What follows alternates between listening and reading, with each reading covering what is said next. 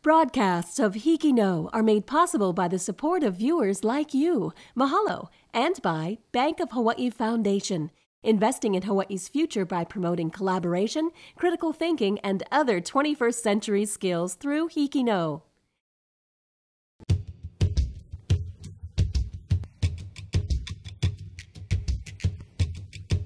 And I'm Daniel Cam. We're here on the campus of our school, Mid-Pacific Institute in Manoa Valley.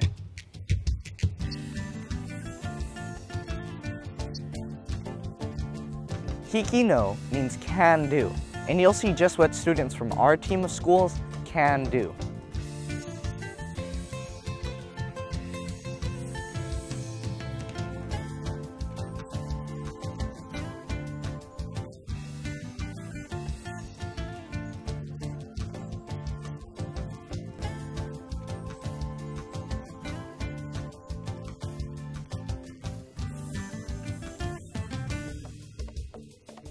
And of course, your host of the show, Mid-Pacific Institute, home of the Owls.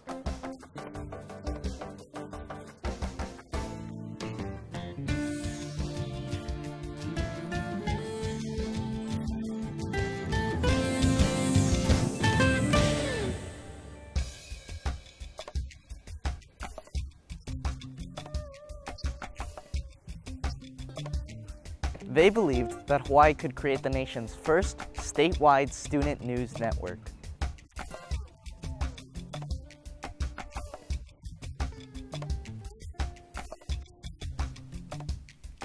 In 1908, the Waihona O Seminary for Girls, which was founded in 1864, and the Mills Institute for Boys, which was founded in 1892, merged to form Mid-Pacific Institute, and the new school moved to its current location in Manoa Valley. Over the next 100-plus years, Mid-Pacific has seen many changes. The farm and the woodshop are long-forgotten memories, while the Hartley Math Science and Technology Center and the Weinberg Technology Plaza are relatively recent additions. The Kamehameha building, one of the oldest on campus, used to be a girls' dormitory. Today, it houses classrooms, a library, the band and orchestra rooms, 3 dance studios, and 2 theaters. Kite Day, one of the fun traditions of the school, was revived in 2008 during the centennial celebration of Mid-Pacific in Manoa.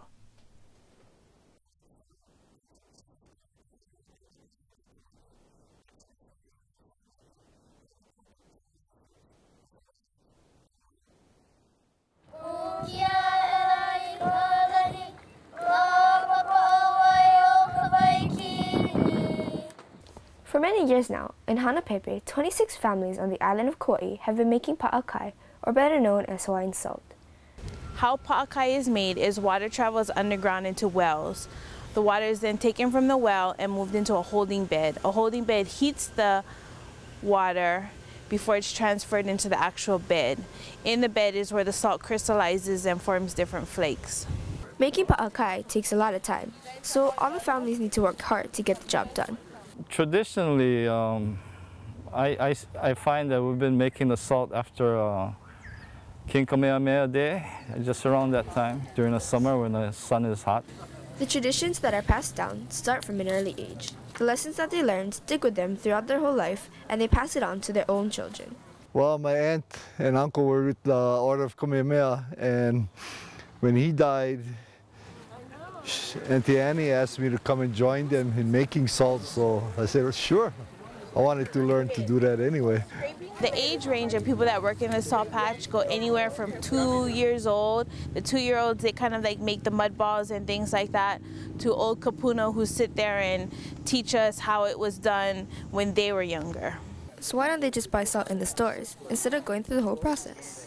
The one you buy at the store is mined. The one we make is from ocean water. And plus, like I say, it seeps from outside in the ocean and it comes up even saltier by our wells. Salt in the store has chemicals in it, so it's not as natural as what you would find in Hanapepe. Being able to take a part in this tradition is a fun and lucky opportunity. But what happens to all the pa'akai that they make? The reason why we make pa'akai and hanapepe and it's not sold and we just give it away is because we love our culture. We love the fact that we get to stand in the exact same place that our grandmother stood or our grandfather stood and do the exact same thing that he did just because we love our culture. The people that take part in making pa'akai love what they do and are proud that they get to take a part in the same jobs as their ancestors. So, whether they're a kapuna that is happy to pass down what they know, or one of the young keikis who are just as eager to learn, they're all just thankful that they get to be a part of a rare activity and pass down many traditions. For HIKI NŌ, this has been Kaylee Esposo reporting from Chiefess Kamakahelei Middle School.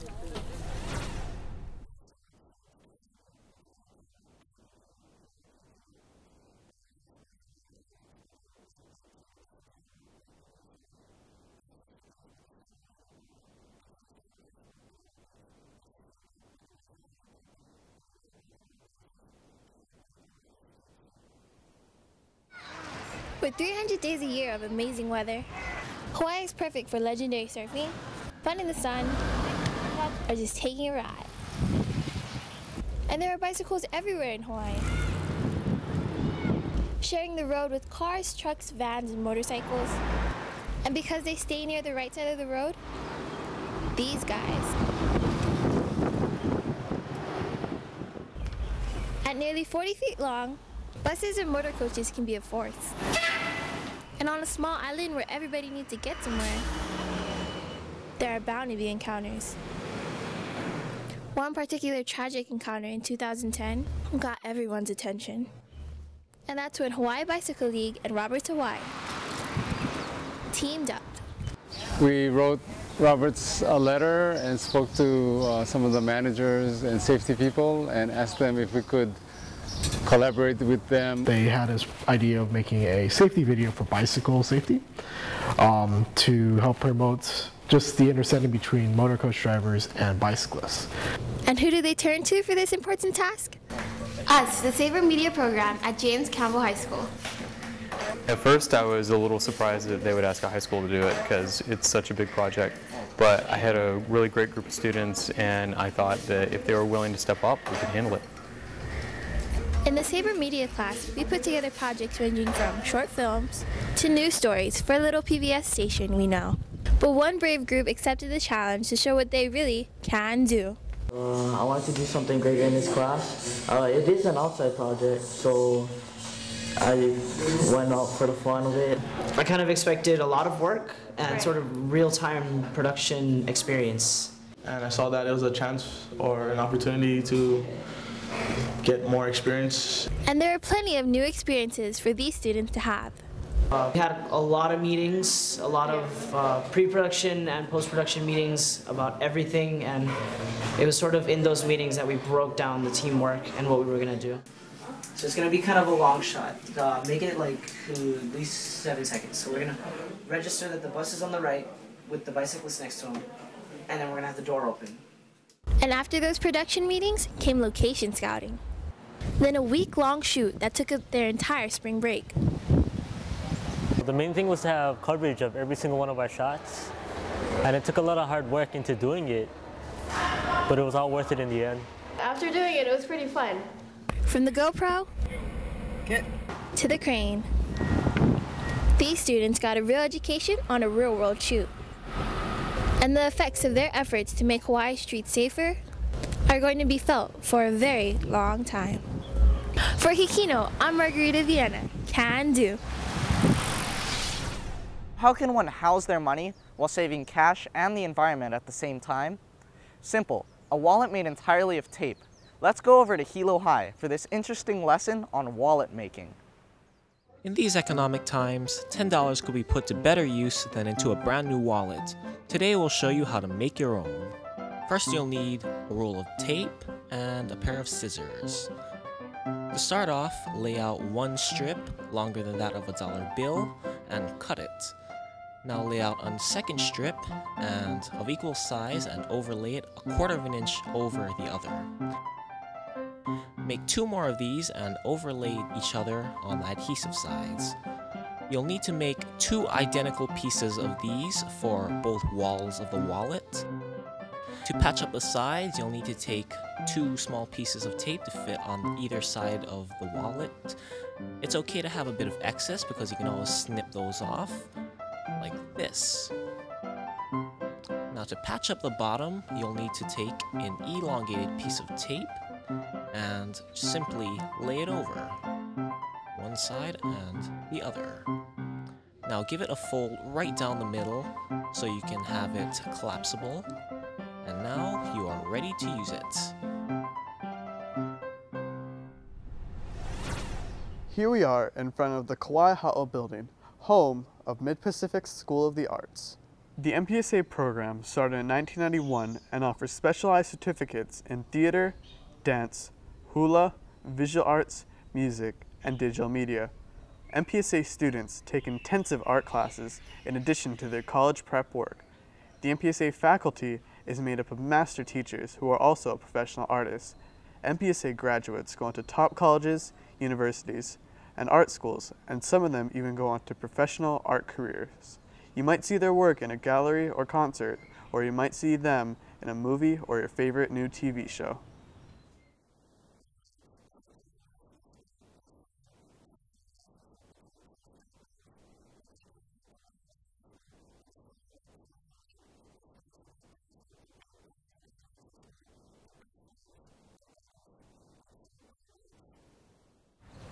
Have you ever met Knuckle and Knuckles?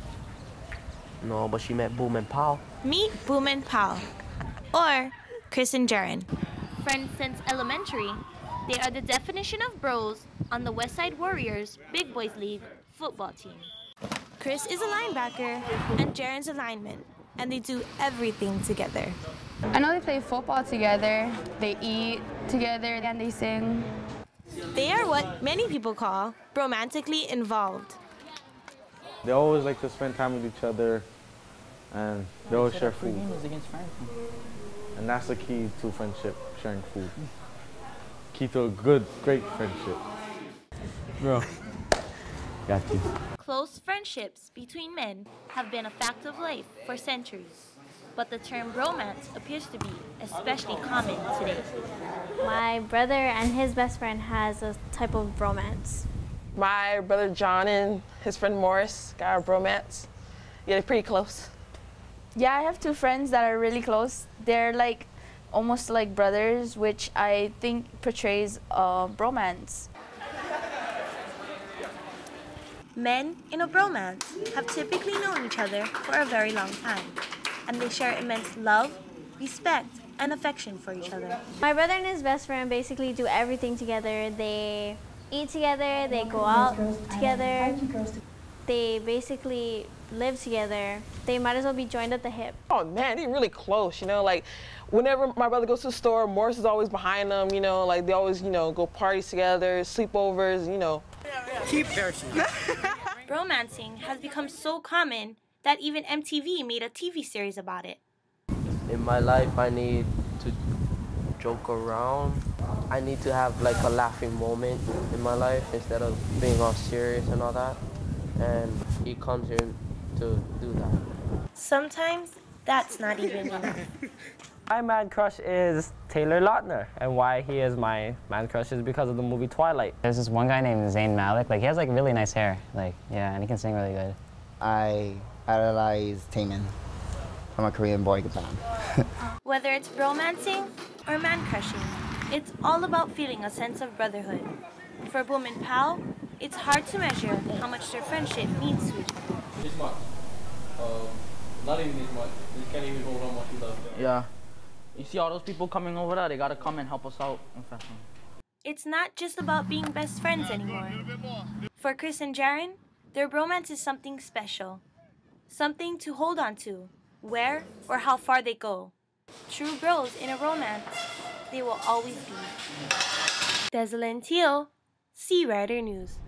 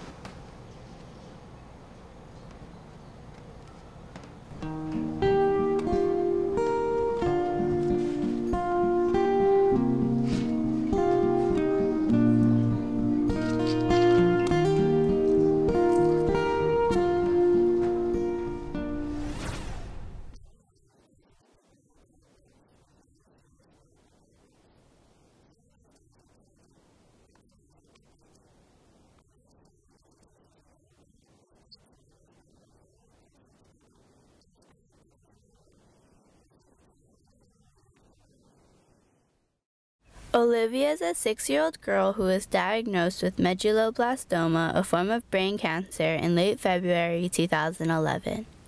Olivia and her parents, Alex and Momoko, along with her older siblings, Julia and AJ, moved to California for 6 months for her treatment. They are now back on Maui and her parents take care of her. I mean, she has to be cared for 24/7. She can't really do anything on her own, so, you know, she's really, you know, as far as taking care of like an infant, so, you know, not a normal 6-year-old girl can almost, you know, do everything for herself, but in her case, for the time being, you know, we have to do it all for her. She can eat a little bit from her mouth, but it's not enough, so we use the special pump goes into her tummy. She has a little tubing system inside her tummy, so we give her 2 cans of high-calorie food through her tube, and then she eats maybe a few times a day, a little bit by her mouth. She has recently gone back to school after hours to get the proper education she needs. When we started, she didn't know all of her uppercase letter names for the 26 alphabet letters. And now she's almost 100% on correctly identifying out of order the capital alphabet letters. Although Olivia has a serious condition, she has changed the lives of many. You know, to us, it's changed every aspect of our life, but it really is not like a burden or anything. It's just, you know, it's something we have to do. And we enjoy doing it. We have to do it. I was shocked because I didn't know any people who had brain tumors, and just to know that she was one of the few people who had them was just surprising and shocking to me. She's changed my life because now I know that I'm able to face any fears and challenges that I have. Knowing Olivia and their family just made me realize how important family is and support, and made me want to start a family of my own, which I now have a 1-month-old baby. It's hard, but on the other hand, I think she's changing our lives in a good way too. This is Casey Arakaki from Lahaina Intermediate reporting for HIKI NŌ. The English as a Second Language program helps students who aren't familiar with English. Unfortunately, ESL students are often incorrectly stereotyped as slow because of their accents, but Satoshi Sugiyama is anything but slow. He enjoys reading the Wall Street Journal and admires former British Prime Minister Margaret Thatcher. Let's go over to Roosevelt High School for more. Satoshi, he's kind of strange. He's just unique. He'll come in with his Wall Street Journal, and most people don't read the Wall Street Journal, even I don't. I was just dressing like old man and like holding pile of newspaper, so everybody must thought like I'm like a 50-year-old. With a cup of coffee in tow and a newspaper by his side, many mistake him for a teacher, but come to know that he's just a student with a unique style and big dreams. Satoshi moved from Japan to Hawaii at the age of 12 with his parents. Like many students who immigrate to America, Satoshi faced a language barrier. The English Language Learner Program allowed him to improve his English. In terms of Satoshi's speed or rapidity of exiting the program, it was very quick. When an ELL student comes in late in their academic career, it's very difficult to get rid of your accent a lot of the times. And because it's difficult to get rid of your accent, people still believe that you may not understand, even though you do. Satoshi has been able to supersede these boundaries because no matter what, he has a great knowledge of himself. He's really interested in politics and about journalism, so he tends to really go after those types of topics and be really well versed in them. Coming to America was definitely a culture shock, but he managed to find his way without losing what makes him unique. Satoshi. I remember Satoshi all the way from Stevenson. He was very shy back then, and he had this little distinctive high shorts and orange rolling bag. Shall we just put it here, right? I think when I came here, that's the biggest thing that changed my life actually. Like when back in Japan, Japanese are basically taught to like fit into the mainstream, not like here, and it's like individuality, characteristics. When I came to Hawaii and realized that I can be like whomever I want here. I want to immerse myself into the local communities. I just want to conquer these differences, and I want to talk to the people who really comfortable enough to speak languages. With goal in hand, Satoshi is actively involved in school with the student government, National Honor Society, Pizza and Policy, Green Club, and Spanish Club. Satoshi teaches us that being different in high school is a good thing. In Hawaii, where backgrounds and cultures are diverse, we are reminded to be accepting of these differences. This is Charlene Kawili signing off for HIKI NŌ. I know.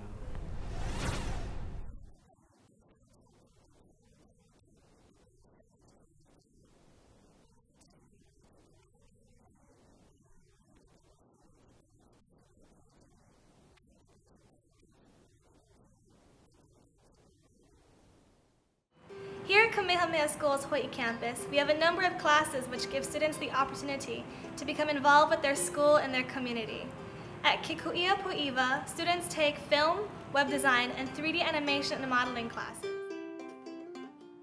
In advanced 3D modeling, students are developing a Hawaiian battle simulator using teamwork and industry software.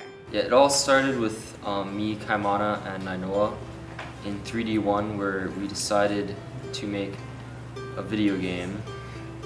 It was approaching Christmas, so we made a snowman game, Christmas trees, and it was very terrible. The small Christmas-themed game they produced in 3D animation and modeling class soon evolved into the creation of the Hawaiian video game. The game is pretty much about battles in Hawaii using authentic and time-specific weapons, such as shark tooth club or musket. And it's trying to pretty much make learning about Hawaiian history in that era a bit more relatable for a modern audience. The boys found a way to use their passion for video games to teach the public about their native Hawaiian history and culture. The reason behind starting this was to put a Hawaiian video game out on the market because we haven't seen one before, and it would also inform the public, because a lot of people play video games, about Hawaiian history and legends and myths. We have some gods such as Pele, Kanaloa. It has historical elements, but also gives the player a sense that they matter in changing how the game turns out. So it's pretty much take a moment from history, put the player in that area, and make them have fun. While trying to create the optimal and fun experience for consumers of the game, the creators also enjoyed themselves. My most enjoyable time during the creation of the game would be all the mistakes that we've made and how we fixed everything. So we learn from our mistakes and we actually get a better product. Well, the hardest part was getting the character to run. I've done his joint system at least 5 times by now. And currently, we are unable to put everything we want in. There was one weapon that I thought was being used during the time, but it was about 100 years later. And it hasn't really worked out until yesterday. We finally got it to run better. We just had to fix a few more things. So we learn from our mistakes and we actually get a better product. The creators pushed through problems with the game for the benefit of future students who will continue their legacy. It's supposed to be a base video game for future students to work on. I'm not sure that'll ever be finished. I mean, we might finish the project and get like a solid game going. Then people are gonna build on it and just add new things to it for years to come. This is Asia Ring at Kamehameha School's Hawaii campus, signing off for HIKI NŌ. Well, that's it for this week's show. We hope you've enjoyed the stories shared from around our islands. So join us next week to see what students from Hawaii can do, only on HIKI NŌ and only on PBS Hawaii. We leave you now with a montage of the sights and sounds of our campus in Manoa Valley. Aloha!